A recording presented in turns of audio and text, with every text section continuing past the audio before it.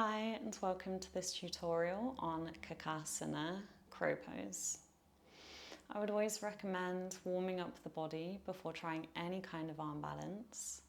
For crow pose, I would recommend some rounds of Surya Namaskar, some postures to strengthen the upper body like plank pose or downward facing dog, and some hip opening stretches as well like child's pose or Malasana. So once you've warmed up the body, we'll come into a variation that's really useful for beginners to get used to crow pose.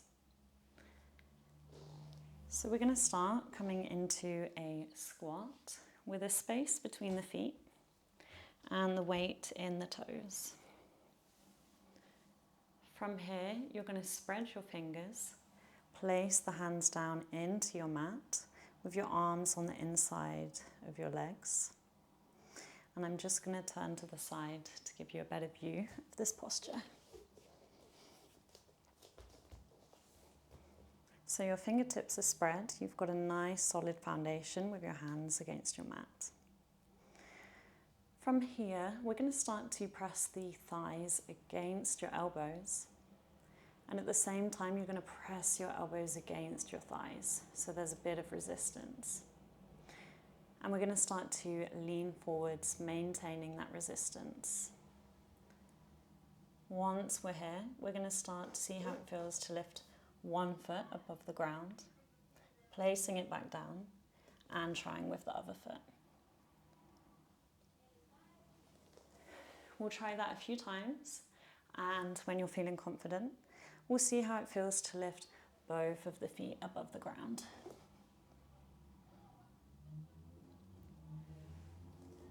And then coming out of the posture.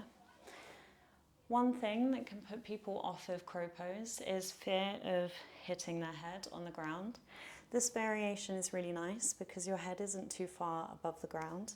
But if you are concerned, you can take a cushion, place it in front of you, and see how it feels.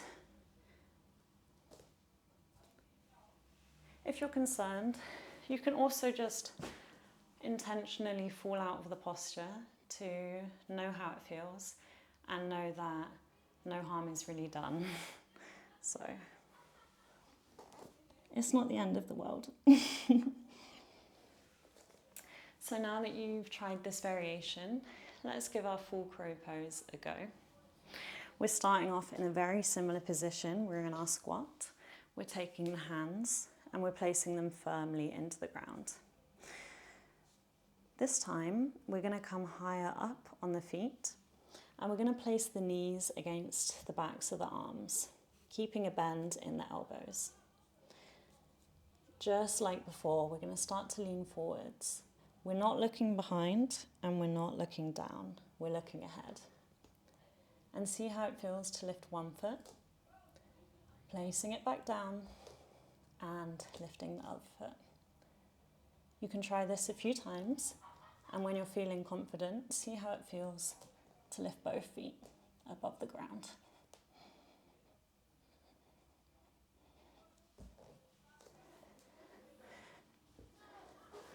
So there you have it.